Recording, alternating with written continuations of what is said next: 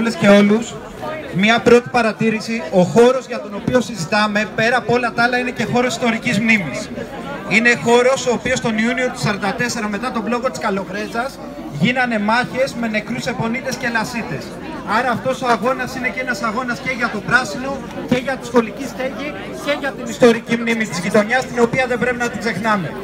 Αύριο 6 ώρα το απόγευμα υπάρχει και νέα επίκαιρη ερώτηση ακριβώς για το ίδιο ζήτημα στη νέα ηγεσία του Υπουργείου Οικονομικών, ενός Υπουργείου το οποίο δεν απαντάει στις προηγούμενες ερωτήσεις, ή όπως είπε πριν ο Χάρης ο Βουρδουπάς από τη Λαϊκή Συσπήρωση, όταν απαντάει λέει ότι εμείς δεν δίνουμε το χώρο αν δεν πάρουν λεφτά, αν δεν πάρει λεφτά η ΕΑΣ.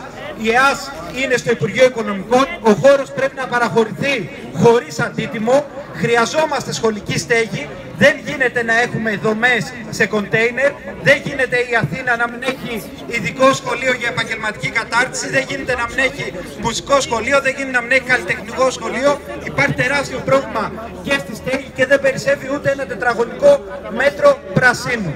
Χρειάζεται η Επιτροπή Κατοίκων εδώ ανοιχτά, με κάλεσμα σε όλη τη γειτονιά, να απαιτήσει καθαρές αποφάσεις και από το Δημοτικό Συμβούλιο για το πώς διεκδικεί το χώρο, να απαιτήσουμε να καθαριστεί ο χώρος αύριο και τρίτον να απαιτήσουμε να παραχωρηθεί ο χώρος χωρίς αντίτιμο. Έχει ξαναγίνει άπειρες φορές, θα γίνει άλλη μία με το δικό σας αγώνα. Καλό αγώνα και με την νίκη.